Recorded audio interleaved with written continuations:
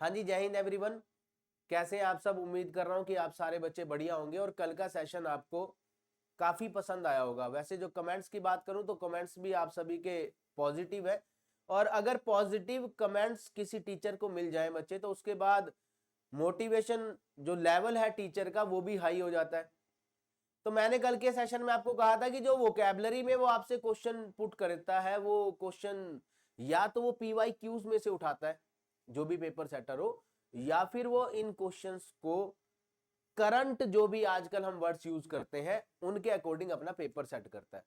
तो भाई आज मैंने क्या किया, आज मैं सुबह से जितने भी इंग्लिश के न्यूज़पेपर होते हैं, चाहे वो द हिंदुस्तान टाइम्स हो, द ट्रिब्यून हो, एक्सेट्रा एक्सेट्रा, जो भी हो, उन सारों की स्टडी करके मैं आपके लिए कुछ ऐसे इंपॉर्टेंट वर्ड्स आज लेकर आया हूं जिनके एग्जाम में आने की बहुत ज्यादा संभावना है। आप देखिए पूरे सेशन को, आपको मजा तो आएगा ही, साथ में बहुत कुछ सीखने को भी मिलेगा। तो स्टार्ट कर रहा हूं बच्चे मैं अपनी आज की एक क्लास आप सभी के लिए। तो जैसे ही हम लोग मूव करते हैं अपने नेक्स्ट स्लाइड के ऊपर, तो एक वर्ड हमारे पास आता है ट्यूमिड, है ना बच्चे? कैसा वर्ड मैं आपके लिए ढूंढ कर लाया? ट्यूमिड। एग्जामिनेशन पॉइंट ऑफ व्यू से जरूरी है ट्यूमिड। क्यों? क्योंकि एक वर्ड होता है जी हमारे पास टिमिड, और जो ये टिमिड वर्ड है ये डिफेंस एग्जाम में बहुत फेमस है। अब बच्चे टिमिड का मतलब होता है हमारे पास कॉवर्ड, या आप कह लीजिए कायर, डरपोक, और कई बार टिमिड वर्ड जो है वो पेपर में बच्चों से पूछा भी गया। लेकिन आज हम जो वर्ड पढ़ने वाले हैं वो है ट्यूमिड। तो क्या होता है जी ट्यूमिड? हम अगली स्लाइड पर इसको देखते हैं, बड़े ध्यान से देखिएगा आप सभी भी। अ स्वोलन पार्ट ऑफ बॉडी, अगर ट्यूमिड जो है बॉडी से रिलेटेड है तो वो हमारी बॉडी का स्वोलन पार्ट है, यानी कि सूजा हुआ हिस्सा। क्या कहा बच्चे मैंने? सूजा हुआ हिस्सा। लेकिन कुछ वर्ड्स हमारे पास ऐसे होते हैं जो एक से ज्यादा मीनिंग भी रखते हैं। Same goes for this word also. अगर हम इस वर्ड की बात करें तो ट्यूमिड अगर कोई पर्सन है, ट्यूमिड अगर कोई पर्सन है, तो अगर ट्यूमिड कोई कोई पर्सन है तो बच्चे वो पॉम्पस है और बोम्बेस्टिक है। सर ये पॉम्पस और बोम्बेस्टिक क्या होता है? इसका मतलब होता है ब्रैगिंग। और सर ये ब्रैगिंग कौन होता है? ब्रैगिंग होता है बच्चे जो कभी चुप नहीं रहता, अपने मुंह से अपनी तारीफ करने वाला। अपने मुंह से अपनी तारीफ करने वाला पर्सन जो है वो हमारे पास ट्यूमिड होता है। बहुत फेमस चल रहा है आजकल ये वर्ड ट्यूमिड ट्यूमिड ट्यूमिड। तो क्या सिर्फ ट्यूमिड को ही जान लेना हमारे लिए जरूरी है, या फिर कुछ आगे भी हमें इसके बारे में पढ़ना चाहिए? तो नेक्स्ट स्लाइड आपको इसके बारे में और ज्यादा डिटेल देने वाली है। नेक्स्ट स्लाइड पर जब हमने मूव किया तो हमें पता चला कि अगर कोई पर्सन ट्यूमिड है, अगर कोई पर्सन बच्चे ट्यूमिड है, ट्यूमिड का मतलब वो बोम्बेस्टिक है। बोम्बेस्टिक कौन होता है? अपनी तारीफ करने वाला। ऐसा व्यक्ति पोम्पस है। पोम्पस कौन होता है बच्चे? शो ऑफ करने वाला। ऐसा पर्सन टर्जिड है, ऐसा पर्सन ओवरब्लोन है, ऐसा पर्सन ऑर्नेट है, ऐसा पर्सन जो है मैग्नीलोक्वेंट है, ग्रैंडीलोक्वेंट है, रिटोरिकल है, ऑरेटोरिकल है और ऑर्टर्ड है। इसका मतलब क्या होता है बच्चे? अपनी तारीफ में बहुत ज्यादा शब्द कह जाने वाला, अपनी तारीफ में बहुत ज्यादा बोलने वाला जो होता है वो हमारे पास ट्यूमिड होता है, बोम्बेस्टिक होता है, पोम्पस होता है, टर्जिड होता है, ओवरब्लोन होता है। एक बार बोलना शुरू हुआ तो चुप ही नहीं होता। अब ह्यूमन नेचर के ऊपर हमसे बहुत सारे क्वेश्चंस पुट किए जाते हैं, इसलिए स्लाइड आपके लिए बहुत जरूरी है। मैं उम्मीद कर रहा हूं कि बहुत सारे बच्चे आप में से साथ साथ अपने नोट्स प्रिपेयर कर रहे होंगे। अपना अपना स्टाइल होता है बच्चे पढ़ने का, कि आप साथ साथ अपने नोट्स प्रिपेयर कर रहे हैं, या फिर आप पूरा सेशन ध्यान से देखते हैं, उसके बाद जो पीडीएफ आपको प्रोवाइड की जाएगी आप उससे अपने नोट्स प्रिपेयर कर रहे हैं। बट नोट्स जरूर प्रिपेयर करना, क्योंकि आपका जो इकलौता साथी है ना जो आपका रिटर्न क्वालिफाई करवाएगा, वो सिर्फ और सिर्फ आपके अपने नोट्स है। ठीक है, नोट्स कैसे बनाने हैं इस पर हमने कल बातचीत कर दी थी। अब हम मूव करते हैं अपनी अगली स्लाइड की तरफ कि अगला वर्ड कौन सा है। वोकैबुलरी की दुनिया में हम जाते हैं अपने अगले वर्ड की तरफ जिसका मतलब है फिलिग्री। अब फिलिग्री क्या होता है जी? ये वर्ड तो सर हमने पहली बार सुना, आपने पहली बार सुना होगा, लेकिन डिफरेंट कॉम्पिटिटिव एग्जाम में इस वर्ड को पता नहीं कितनी बार देखा जा चुका है। तो अगर आपके लिए ये वर्ड न्यू है तो ये जानना आपके लिए बहुत जरूरी है कि फिलिग्री का मतलब होता है work of fine. Work of fine का मीनिंग हिंदी में हम क्या लेंगे बच्चे? कला का सुंदर नमूना। कला का सुंदर नमूना मतलब किसी ने जितनी भी उसको आर्ट आती थी वो एक ही ऑब्जेक्ट में उसने वो सारी की सारी आर्ट जो है वो यूज करके दिखाई, तो हम उसको कहते हैं फिलिग्री। कला का नमूना मतलब कि कला का बेहतरीन नमूना भी आप इसको कह सकते हैं। तो इस वर्ड के बारे में हम आगे बढ़ते हैं बच्चे कि अगर कोई अपनी बेस्ट परफॉर्मेंस दिखाए तो आप उसे कहते हैं कि उसने वायर वर्क दिखाया, उसने फ्रेट वर्क दिखाया, उसने फ्रेट दिखाया, उसने लैटिस वर्क दिखाया या सिर्फ लैटिस भी कह सकते हैं, उसने ग्रिल वर्क दिखाया, उसने स्क्रॉल वर्क दिखाया, उसने लेस वर्क दिखाया, सिर्फ लेस भी कह सकते हैं, और ट्रेसरी। इतनी उम्मीद मैं आप सभी से करके चल रहा हूं कि इन वर्ड्स को आपने शायद ही पहले कभी पढ़ा हो या इन वर्ड के बारे में आपको कभी पता हो। ठीक है, लेकिन मैं फिर से कहूंगा बच्चे ये वर्ड आपके लिए न्यू हो सकता है, लेकिन जो डिफेंस एग्जाम की लंबे समय से प्रिपरेशन कर रहे हैं उन बच्चों के लिए कोई नया वर्ड नहीं। ठीक है, तो जब हम अपना बेस्ट वर्क जो है वो देते हैं उसको हम wire work, freight, lattice work in सब के नाम से जानते हैं। ठीक है जी, आगे की तरफ मूव करते हैं हम लोग। नेक्स्ट स्लाइड की अगर हम लोग बात करें तो एक वर्ड हमारे सामने आता है जिसका मतलब है हमारे पास इनटेम्परेंस। जिसका मतलब हमारे पास क्या है? इनटेम्परेंस। ठीक है, अब क्या होता है जी इनटेम्परेंस? आइए सीखिए आप सभी मेरे साथ कि इनटेम्परेंस होता है क्या। इनटेम्परेंस का मतलब है lack of moderation, especially habitual और एक्सेसिव ड्रिंकिंग। जब बहुत ज्यादा शराब पी लेने के कारण या फिर ऐसा व्यक्ति जिसमें मॉडरेशन की कमी है। ठीक है, मॉडरेशन मतलब जिसमें शांति की कमी है, जो हैबिचुअली जो है बहुत ज्यादा ड्रिंक करता है, उसको हम कहते हैं कि ऐसा पर्सन इनटेम्परेंस में है। तो इनटेम्परेंस मतलब सर हम कैसे इसको जान सकते हैं कि इनटेम्परेंस क्या होता है, वो हम अगली स्लाइड पर देखेंगे। इनटेम्परेंस कब होता है बच्चे व्यक्ति? तो इनटेम्परेंस का मतलब है बच्चे इमोडरेशन। इमोडरेशन का मतलब है लैक ऑफ रिस्ट्रेन। समझ नहीं आया सर? कोई बात। आउट ऑफ कंट्रोल, जब कोई व्यक्ति क्या हो जाए? Out of control. जब कोई व्यक्ति जो है वो क्या हो जाए? काबू से बाहर। ठीक है जी, क्या हो जाए? काबू से बाहर। ठीक है, self indulgence, lack of self control, excess में कोई काम करना, हर चीज में अपनी एक्सेसिवनेस दिखाना, एक्स्ट्रावेगेंस दिखाना। वैसे एक्स्ट्रावेगेंस का मतलब होता है जितनी आपने क्षमता है उससे ज्यादा आपने खर्चा करना शुरू कर दिया तो हम उसको एक्स्ट्रावेगेंस कहते हैं। ठीक है जी, आप इसे प्रोडिगैलिटी, प्रोडिगैलिटी भी कह सकते हैं, प्रॉफिलिगेसी भी कह सकते हैं और लेविशनेस भी कह सकते हैं। हालांकि लास्ट चार का मतलब है हमारे पास अपनी क्षमता से ज्यादा खर्च कर देना।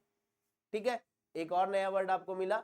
और जो हमारे पास ये स्लाइड है मॉडरेशन, लैक ऑफ रिस्ट्रेन। अब रिस्ट्रेन हमारे पास क्या होता है बच्चे? रिस्ट्रेन का मतलब होता है कि कंट्रोल करना अपने आप को, रिस्ट्रेंट होता है। एक ऐसा पर्सन जो अपने ऊपर काबू कर पाए वो रिस्ट्रेंट होता है, और जो अपने ऊपर काबू ना कर पाए उसमें होती है हमारे पास लैक ऑफ रिस्ट्रेंट।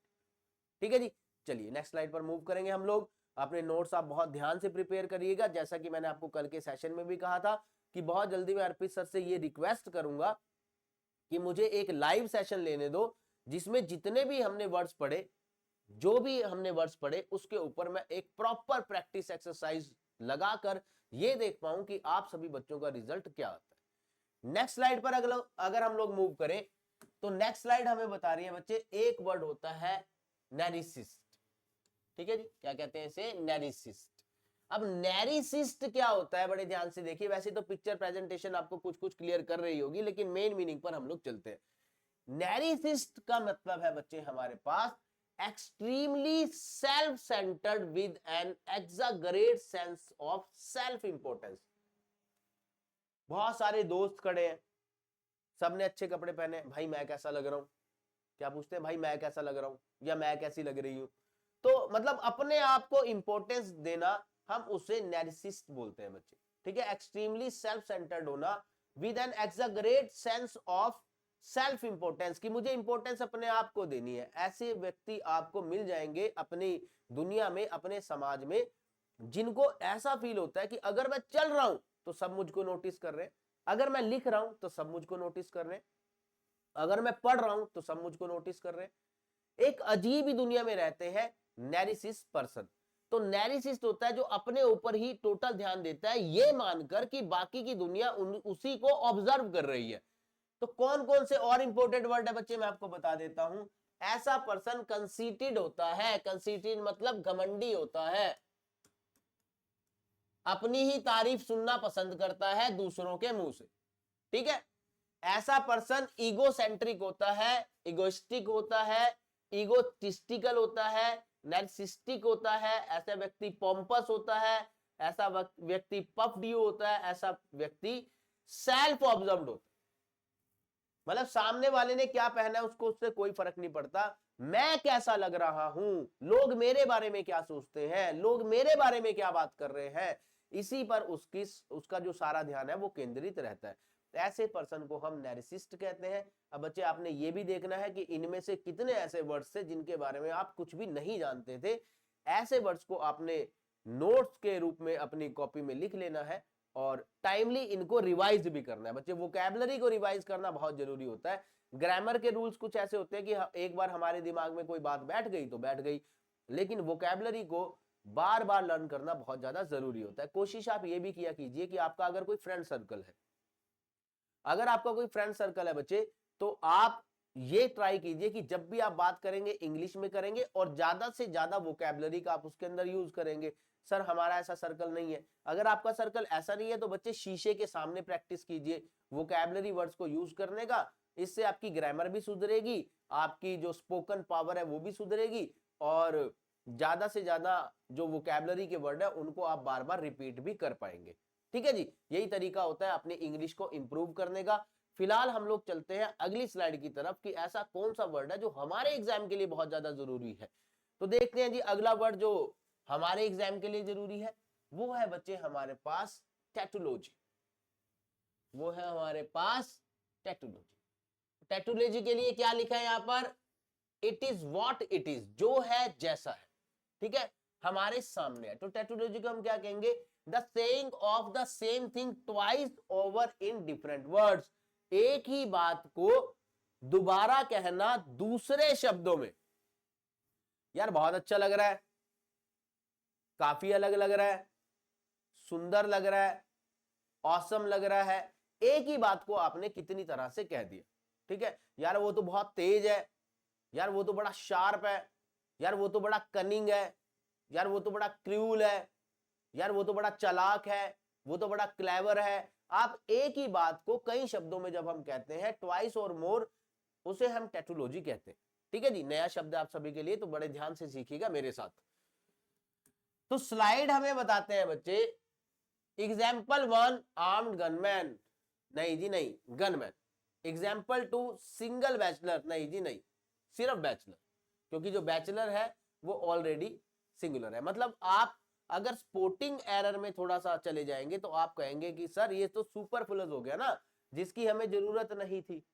ठीक है, जैसे यार इस चीज में तो बहुत मीठा है, this thing is very sweet, आपने उस बात को 2 बार कह दिया जबकि उसकी जरूरत भी नहीं थी। सामने वाला आपकी स्टेटमेंट से पहले ही उसको समझ गया, उसे हम टैटोलॉजी कहते हैं। ठीक है जी, रिपीटिशन करना, रिपीटिटिवनेस दिखाना, रिपीटिशियसनेस दिखाना, रिटायरेशन दिखाना किसी चीज की। ठीक है जी, रेडंडेंसी भी आप इसे कह सकते हैं, सुपरफ्लुइटी भी आप इसे कह सकते हैं बच्चे, पेरिफेरेसिस भी आप इसे कह सकते हैं, इटरेशन भी आप इसे कह सकते हैं, डुप्लीकेशन भी आप इसे कह सकते हैं, और वर्डिनेस भी इसे कह सकते हैं। ठीक है, था ना इंपॉर्टेंट वर्ड। अब ईमानदारी से सारे बच्चे मुझे कमेंट बॉक्स में कमेंट करके बताना कि आज जो हम वर्ड्स पढ़ रहे हैं, ठीक है, ये कहीं ना कहीं वर्ड्स आपको मेंटली बहुत ज्यादा परेशान कर देंगे कि सर क्या ऐसे वर्ड्स भी हमारे पास एग्जाम में आते हैं, टुटोलॉजी, ठीक है, और मीनिंग क्या है, needless repetition of a single concept, एक ऐसे कंसेप्ट के बारे में बार बार बात करना, मतलब जो एक बार में समझ आ गया उसको फिर कह रहे हो, जो एक बार में समझ आ गया उसको फिर कह रहे हो, उससे हम टोटोलॉजी का नाम देते हैं। ठीक है, इंपॉर्टेंट है, लेकिन ध्यान से आप सभी को अपने नोट्स प्रिपेयर करने हैं, मैं बार बार आपसे यही बात कर रहा हूं। अगली स्लाइड पर जब हमने मूव किया तो हमारे पास एक वर्ड आता है युक्सोरियस। वर्ड क्या बच्चे, युक्सोरियस। अब युक्सोरियस सर कैसे कैसे वर्ड्स आप हमें पढ़ा रहे हैं, जरूरी है बच्चे, क्योंकि यूपीएससी ने इंग्लिश के लिए अपना पैटर्न पूरी तरह से चेंज कर दिया है। सुबह से शाम हो गई थी मुझे आप सभी के लिए ऐसे वर्ड्स ढूंढने में जो ना सिर्फ अजीब है बल्कि हमारे एग्जाम के लिए बहुत ज्यादा जरूरी है। उन्हीं में से एक वर्ड है युक्सोरियस। पिक्चर प्रेजेंटेशन से पता नहीं आप कितना समझ पाए होंगे, लेकिन अगर हम अगली स्लाइड पर मूव करके इसका पूरा मीनिंग जाने तो सॉरी, एक्सेसिवली फॉन्ड ऑफ और सबमिसिव, कोई ऐसा व्यक्ति जो किसी चीज का बहुत शौकीन है और वो चीज अगर सामने आ जाए तो वो सबमिसिव हो जाता है। सर सबमिसिव मतलब वो दब्बू हो जाता है, मतलब सामने वाला जो कहेगा वो सामने वाले को इतना पसंद करता है कि वो उसकी बात मानेगा, उसे हम कहते हैं दब्बू होना, सबमिसिव होना। ठीक है, एक्सेसिवली किसी चीज का फॉन्ड ऑफ होना, शौकीन होना किसी चीज का, ऐसे पर्सन को हम युक्सोरियस कहते हैं। तो युक्सोरियस एक ऐसा पर्सन होता है जो बड़ा डॉटिंग होता है। डॉटिंग होता है मतलब सबमिसिव होता है, ब्रो बीटन होता है, उसको बुरी तरह से धमकाया गया होता है, बुलीड होता है बच्चे। ऐसा पर्सन मीक होता है, मीक मतलब वो बड़ा डरपोक होता है, जैसा कोई कहेगा वो वैसा करना शुरू कर देता है। ऐसा पर्सन ऑप्रेस्ड होता है, रिप्रेस्ड होता है, इंटिमिडेटेड होता है, डाउन ट्रोडन होता है और टिमिड होता है। यानी कि कुल मिलाकर वो कायर होता है, कुल मिलाकर वो डरपोक होता है। और सर आपने बताया था कि फॉन्ड ऑफ होता है, हाँ बच्चे, उसे किसी चीज का इतना शौक होता है कि वो उस चीज को पाने के लिए कुछ भी कर सकता है। ऐसा पर्सन कौन होता है, डॉटिंग। जिस व्यक्ति को किसी चीज की लत हो ना, वो उसके लिए सबमिसिव होता है, उस चीज के बदले आप उससे कुछ भी करा लो वो बंदा कर देगा। वो ब्रो बीटन होता है, बड़ी बुरी तरह से धमकाया गया होता है, आपने जो बोला ऐसा व्यक्ति कर देगा। ठीक है, अब यहां पर अगर मैं आपको बताऊं कि सबमिसिव वर्ड हो गया, ब्रो बीटन हो गया, टिमिड हो गया, डाउन ट्रोडन हो गया, ऑप्रेस्ड हो गया, ये सारे के सारे जो वर्ड है, मीक ऑल्सो, मीक भी एक ऐसा वर्ड है हमारे पास जिसको बार बार हमारे कॉम्पिटिटिव एग्जाम में देखा जा चुका है। ठीक है जी, मुश्किल लग रहे हैं आपको, चलो अगर मुश्किल भी लगेगा तो आप मुझे बता दीजिएगा कमेंट बॉक्स में कमेंट करके। अगर आप कहेंगे कि सर हमें ये वर्ड्स मुश्किल लग रहे हैं तो भी मैं अपना लेवल नहीं बदलूंगा, क्योंकि पेपर में आपसे वही पूछेगा जो मैं यहां पर आपको पढ़ा रहा हूं, तो आपको वही पढ़ना होगा बच्चे, आपको इन सारे वर्ड्स को लर्न करना होगा। ठीक है, नेक्स्ट पर मूव करते हैं जी अपनी अगली स्लाइड की तरफ। अगली स्लाइड की अगर हम लोग बात करें तो क्यूजोटिक हमारे पास एक वर्ड आता है। अब बच्चे कौन होता है क्यूजोटिक, पिक्चर प्रेजेंटेशन में तो नीचे लिख दिया क्यूजोटिक। अब क्यूजोटिक का प्रॉपर मीनिंग क्या होता है ये जानने के लिए आपको मेरे साथ अगली स्लाइड पर चलना होगा। क्यूजोटिक होता है बच्चे extremely idealistic, unrealistic and impractical. कोई भी ऐसा काम बोलना जो कि बिल्कुल इम्प्रैक्टिकल हो, अनरियलिस्टिक और आइडियलिस्टिक हो, मतलब सर असंभव। सामने वाले से ऐसी डिमांड कर देना जो कि होती है असंभव। किसी ने कह दिया कि बोल तुझे क्या चाहिए, और अगर आपकी डिमांड क्यूजोटिक होगी तो आपकी डिमांड कुछ ऐसी होगी, मतलब उसने तो पूछा ही था कि क्या चाहिए, आपने उसके पास लंबी चौड़ी लिस्ट जो है वो बनाकर भेज दी, उसको कहते हैं बच्चे क्यूजोटिक। ठीक है, असंभव मांग करना, असंभव डिमांड करना, इम्पॉसिबल डिमांड करना जो कि सामने वाला चाहकर भी पूरा नहीं कर पाए, उसे हम कहते हैं क्यूजोटिक डिमांड आपने कर दी। तो क्यूजोटिक के बारे में क्या हम कहेंगे बच्चे, क्यूजोटिक का मतलब होता है एक्स्ट्रावेगेंट, यानी कि आपने कुछ ऐसा मांग लिया जो सामने वाले के खर्च करने की पावर से बाहर था। स्टेरियाइड, एक ऐसा व्यक्ति जो लालच से दूसरों की तरफ देखता है। विजनरी भी कह सकते हैं बच्चे से, यूटोपियन भी कह सकते हैं आप इसे, परफेक्शनिस्ट भी आप इसे कह सकते हैं, अनरियलिस्टिक भी आप इसे कह सकते हैं, अनवर्डली जिसको शब्दों में बयान ना किया जा सके, इम्प्रैक्टिकेबल जिसको कभी प्रैक्टिकली करके ना दिखाया जा सके, इन अनवर्केबल जो कभी काम ना करे, इम्पॉसिबल यानी कि असंभव। पर सर इसमें परफेक्शनिस्ट वर्ड कहां से आ गया? परफेक्शनिस्ट का मतलब बच्चे, परफेक्शनिस्ट डिमांड हमारे पास ऐसी डिमांड होती है जो डिमांड कर रहा है उसके लिए वो परफेक्शन में, लेकिन सामने वाले के लिए वो चीज प्रैक्टिकल नहीं होती। तो क्यूजोटिक क्या होता है बच्चे? जब हम किसी से इम्प्रैक्टिकल डिमांड करते हैं, जब हम किसी से यूटोपियन डिमांड करते हैं, जब हम किसी से एक्स्ट्रा वैगन डिमांड करते हैं जो कि सामने वाले के बस में नहीं होती, तो हम उसे कहते हैं कि क्यूजोटिक। अब क्यूजोटिक प्रोजेक्ट्स ऐसे प्रोजेक्ट्स होते हैं जो कंपनी चाहती है कि हमारे एम्प्लॉय से पूरा कर ले, लेकिन उसको पूरा कर पाना असंभव होता है। ठीक है जी, समझ गए आप सारे बच्चे? इसी का नाम वोकैबुलरी है। हाँ जी, चलो आगे की तरफ करते हैं जी हम लोग मूव। नेक्स्ट स्लाइड पर हमारे पास एक वर्ड आता है अबहॉरेंट। व्हाट्स द मीनिंग ऑफ अबहॉरेंट वो हम जानेंगे अगली स्लाइड पर। अबहॉरेंट क्या होता है? ठीक है, अब अबहॉरेंट वर्ड तो नया नहीं है, लेकिन आज के न्यूज़पेपर में था और कई बार पेपर में पूछा जा चुका है अबहॉरेंट वर्ड। जो बच्चे काफी लंबे समय से डिफेंस की तैयारी कर रहे हैं उनको तो पक्का पता होगा कि सर अबहॉरेंट के बारे में हमने पहले भी पढ़ा है, क्योंकि कई बार पीवाईक्यू में, प्रीवियस ईयर क्वेश्चंस में हमने इस वर्ड को पहले भी किया है और आज भी करेंगे। तो अबहॉरेंट क्या होता है जी? अबहॉरेंट एक इंपॉर्टेंट वर्ड है जिसका मतलब होता है कॉजिंग और डिजर्विंग स्ट्रॉन्ग डिसलाइक और हेट्रेड। मतलब अबहॉरेंट होता है घृणा से भरा, अबहॉरेंट होता है नफरत से भरा, कोई ऐसा काम करना जो कि सामने वाले को बिल्कुल भी पसंद ना आए, वो अबहॉरेंट काम होता है जी हमारा।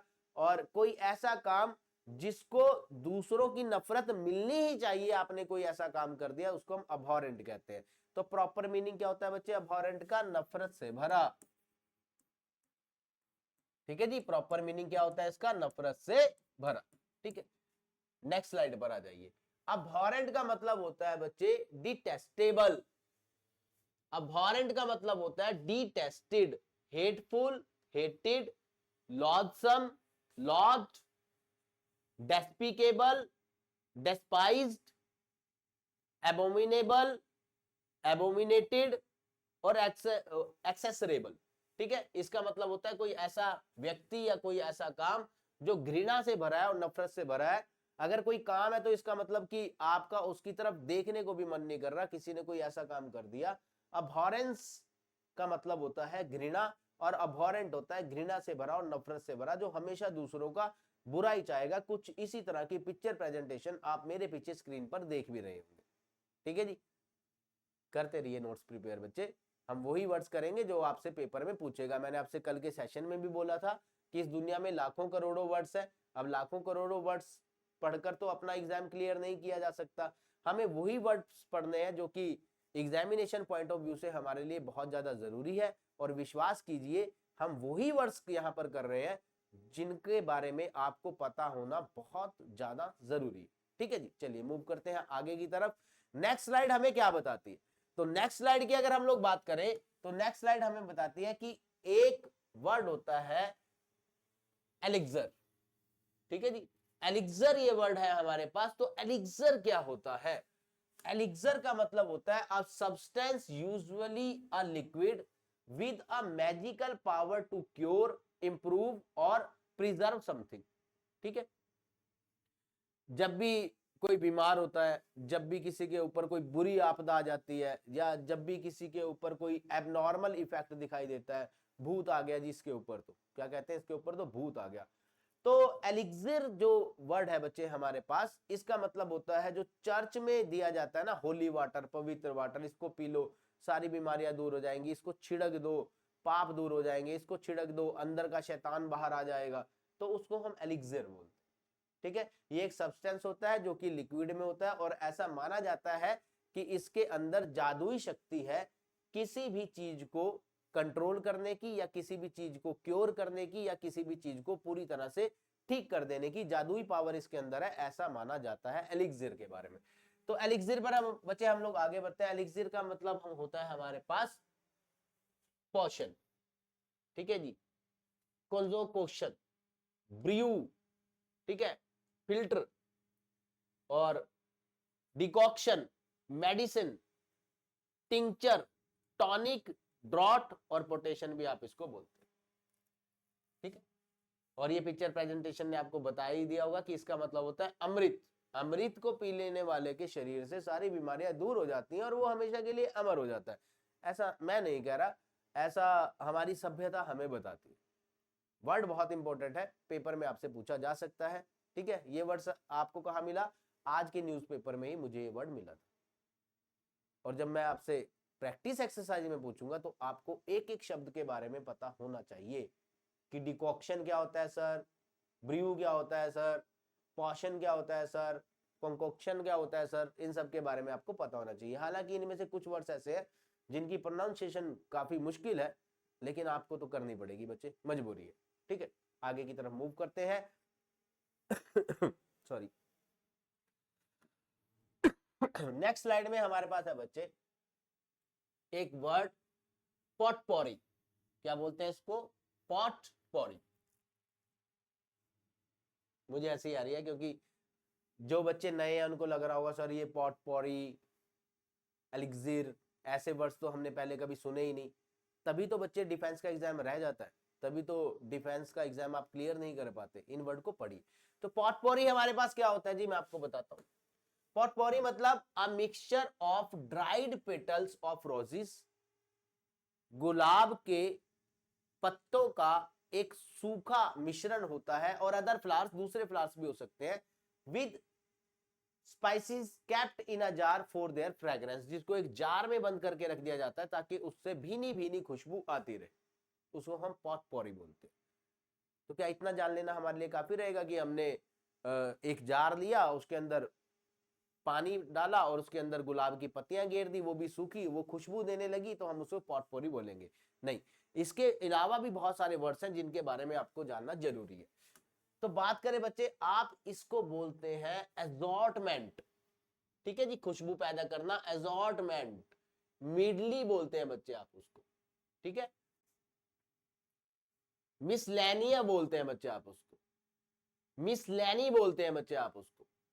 आप इसे मिक्स्ड बैग भी कह सकते हैं, आप इसे एक तरह का मिक्सचर भी कह सकते हैं, आप इसे एक तरह का मॉटले भी कह सकते हैं बच्चे, ठीक है।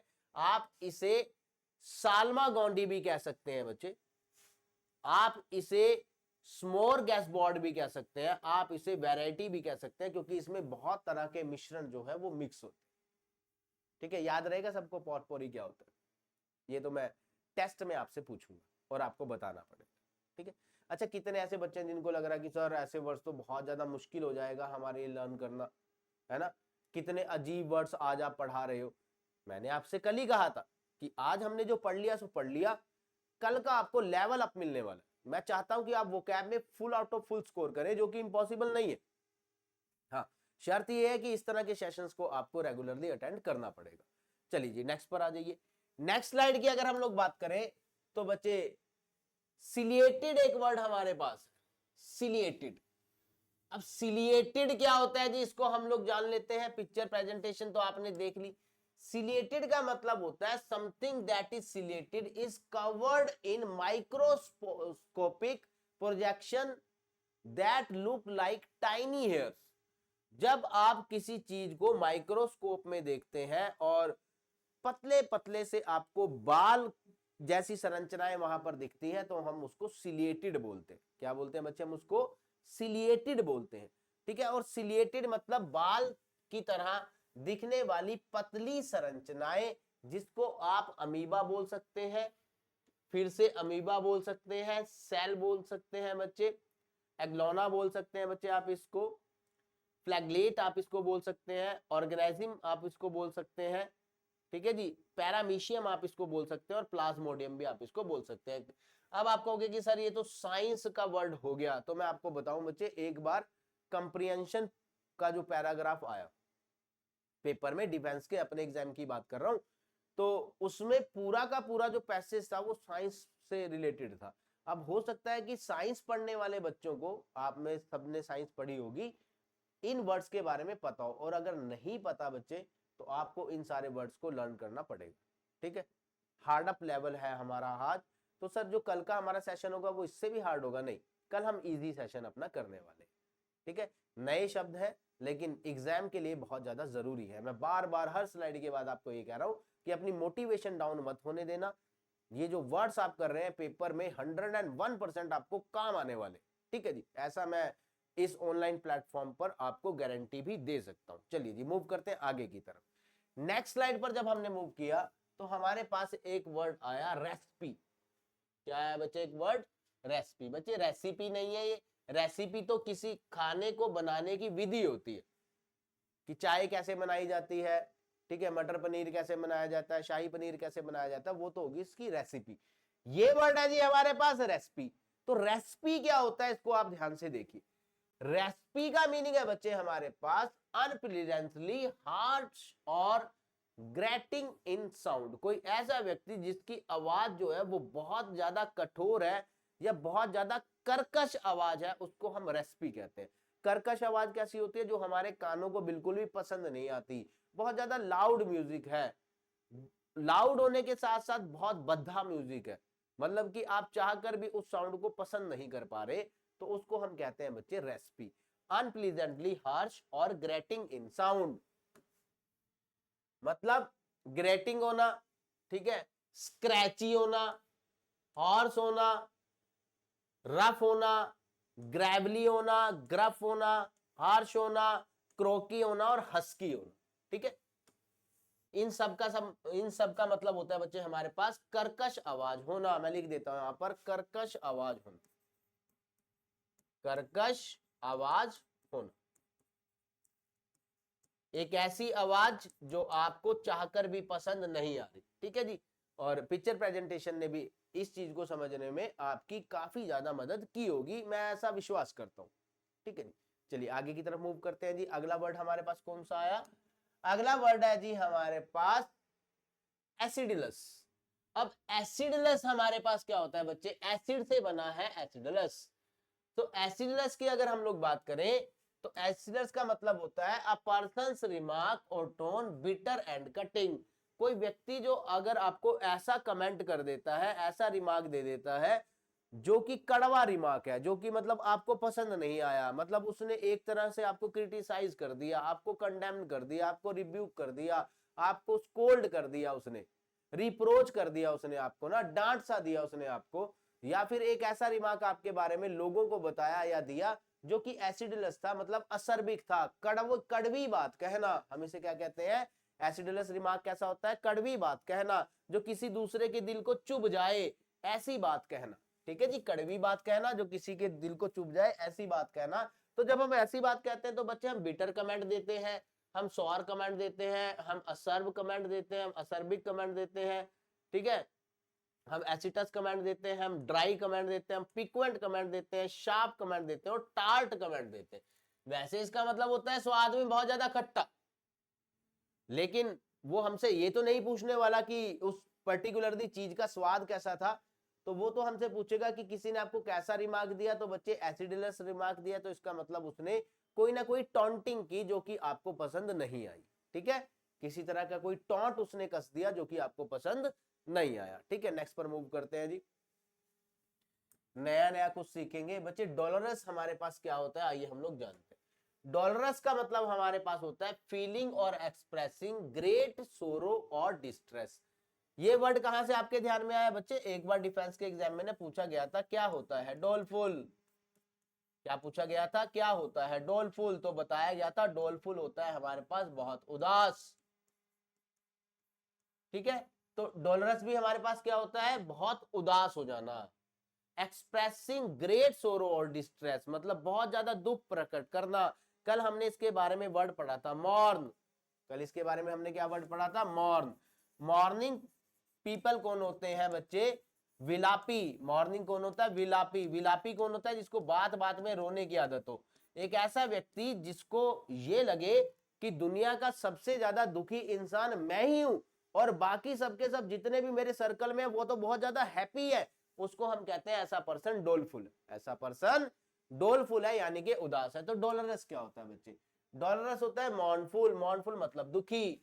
वोफुल मतलब दुखी, डोलफुल मतलब दुखी, सोरोफुल मतलब दुखी, सैड मतलब दुखी, अनहैप्पी मतलब दुखी, डिप्रेस्ड मतलब दुखी, डिसमत मतलब दुखी, ग्लूमी मतलब दुखी और मोरोज मतलब दुखी। कितनी इंपॉर्टेंट स्लाइड्स हम लोग यहां पर कवर कर रहे हैं। चैलेंज देकर कह रहा हूं पीवाईक्यू लगा लेना। पीवाईक्यू में मॉर्नफुल पूछा जा चुका है, वोफुल पूछा जा चुका है, डोलफुल पूछा जा चुका है, डिसमल पूछा जा चुका है, ग्लूमी पूछा जा चुका है, मोरोज पूछा जा चुका है। और इन सब का मतलब क्या होता है बच्चे? उदास। हल्के में मत लेना इस सारे कंटेंट को, जो भी हम यहाँ पर पढ़ रहे हैं इसका डायरेक्ट रिलेशन आपके एग्जाम से है। हाँ, थोड़ा सा लेवल हाई आज हम लोग कर रहे हैं।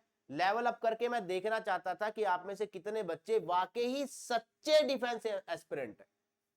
मतलब कितने ऐसे बच्चे हैं जिन्होंने मन से ठाना ही हुआ है कि भाई ज्वाइन करना है हमें, तो इंडियन आर्म्ड फोर्सेस को ही ज्वाइन करना है। इसलिए मैंने आज का लेवल जो है वो थोड़ा सा हार्ड डाला है आप सभी के लिए। और पेड जो हमारे कोर्सेज होते हैं और जो हमारे फ्री कोर्सेज होते हैं, तो यकीन मानना हमारे फ्री क्लासेस जितनी भी होती है उसको पेड वाले बच्चे भी देखते हैं। तो आप देख लीजिए बच्चे कि कितना इंपॉर्टेंट है आप सभी के लिए इस तरह के वर्ड्स को लर्न करना। मैं मूव करता हूं बच्चे आगे की तरफ। नेक्स्ट स्लाइड की अगर हम लोग बात करें तो एक वर्ड हमारे सामने आता है जो है डॉगमा। अब भाई डॉगमा क्या होता है सर? इसके बारे में तो हमने पहले कभी सुना नहीं, पहले कभी पढ़ा नहीं। क्या होता है डॉगमा? आपके लिए न्यू है बच्चे, पेपर सेटर के लिए न्यू नहीं है। डॉगमा हमारे पास क्या होता है? Dogma means the doctrine of belief in a religion और अ पॉलिटिकल सिस्टम। मतलब किसी पॉलिटिकल सिस्टम और रिलीजन यानी कि धर्म में विश्वास जो आपका होता है वो डॉगमा होता है। विश्वास जो आपका होता है बच्चे वो डॉगमा होता है। ठीक है, आप इसे कह सकते हैं कि पक्का विश्वास है, मैं उसकी टीचिंग पर विश्वास करता हूं। टीचिंग मतलब शिक्षा पर, बिलीव करता हूं, कन्विक्शन। ठीक है, टेनेट कह सकते हैं, प्रिंसिपल जिसको कोई चेंज नहीं कर सकता, ethic, precept, maxim, article of faith और कैनन। मतलब जिस पर आंख बंद करके भरोसा किया जा सके, जिस पर आंख बंद करके भरोसा किया जा सके। ठीक है जी, डन हो गया ये भी। अब बच्चे वोकैबुलरी को लर्न आपने करना है। सर से रिक्वेस्ट मैंने करनी है कि सर मैं एक प्रैक्टिस एक्सरसाइज कराना चाहता हूं। जितने भी वर्ड्स हमने अभी तक पढ़े हैं, और अगर हमारा ये प्रयास सफल हुआ तो समझ लो आपकी वोकैबुलरी सुधरी ही सुधरी। ठीक है, नेक्स्ट पर मूव करेंगे जी हम लोग। अगला देखते हैं हमारे पास कौन सा वर्ड आता है। नेक्स्ट वर्ड की बात करें बच्चे तो हमारे पास एक वर्ड आता है परपेचुअल। ठीक है जी, परपेचुअल मतलब कोई चीज कंटिन्यू होना, और परपेचुअल जो है हमारे पास एनडीए का पीवाईक्यू है। परपेचुअल पहले भी हमारे पास एग्जाम में पूछा जा चुका है।